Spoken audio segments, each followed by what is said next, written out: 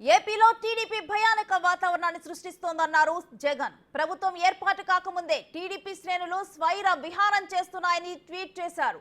గ్రామ సచివాలయాలను, ప్రభుత్వ ప్రైవేటు సంస్థల ఆస్తులను ధ్వంసం చేస్తున్నారని ఆగ్రహం వ్యక్తం చేశారు.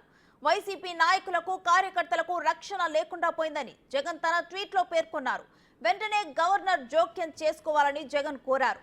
రాష్ట్ర వ్యాప్తంగా టీడీపీ దాడులపై బాధితులు సుప్రీంకోర్టు చీఫ్ జస్టిస్ ను ఆశ్రయించారు.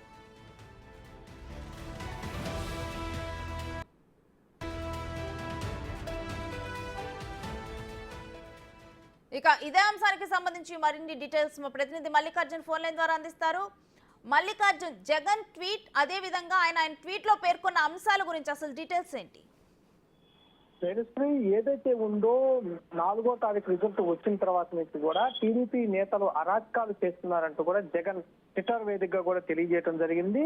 పార్టీ నాయకులు ఎవరైతే వైసీపీ నాయకులతో పాటుగా కార్యకర్తలు, అలాగే సోషల్ మీడియాలో పనిచేసిన వైసీపీ శ్రేణుల పైన ఇటు టీడీపీ నేతలు దాడులు చేశారంటూ కూడా ఈయన ప్రధానంగా కూడా దీంట్లో పేర్కొనడం జరిగింది. అలాగే అంతేకాకుండా ఏదైతే ప్రభుత్వానికి సంబంధించిన భవనాలు ఏవైతే ఉన్నాయో, గ్రామ సచివాలయాలు కానీ, ఆర్బీకేలు కానీ, అట్లాగే ప్రభుత్వ ఆస్తులకు సంబంధించి, గవర్నమెంట్ ఆస్తులకు సంబంధించిన వాటిపైన కూడా దాడి చేశారంటూ కూడా ఈ గవర్నర్ ని ట్యాగ్ చేస్తూ కూడా జగన్మోహన్ రెడ్డి ట్వీట్ చేయడం జరిగింది. అంతేకాకుండా ఇప్పుడు ఈ ఎవరైతే బాధితులుగా చెప్తా ఉన్నారో వాళ్ళు కూడా ఎవరైతే సుప్రీంకోర్టు సీజేకి కూడా ఒక పిటిషన్ కూడా పెట్టుకోవడం జరిగింది.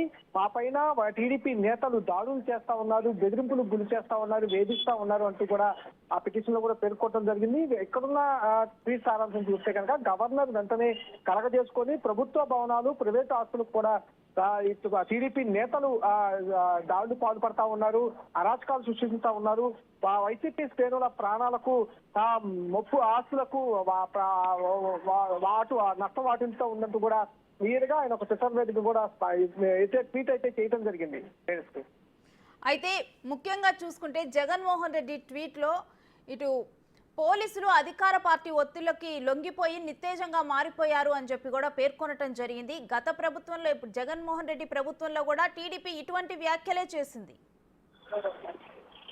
అంటే గతంలో కూడా 2019 నుంచి 2024 వరకు ఏదైతే టీడీపీ నేతలపై కేసులు పెట్టడం కానీ, పోలీసులు వాళ్ళని అక్రమ అరెస్టులు చేయటం కానీ, ఇలాంటివంటూ కూడా చూసుకుంటూ వచ్చాం మనం. ఇప్పుడు ఏదైతే ఎన్డీఏ భారీ స్థాయిలో కూడా అధికారంలోకి రావడం జరిగింది. పోలీసులు అంతా కూడా ప్రభుత్వ అండర్లో, అంటే ఏ పార్టీ అయితే అండర్లో ఉంటుందో ప్రభుత్వ అండర్లో వాళ్ళకు వాళ్ళు పనిచేసుకుంటూ వెళ్ళిపోతున్న పరిస్థితి కూడా ఉంది.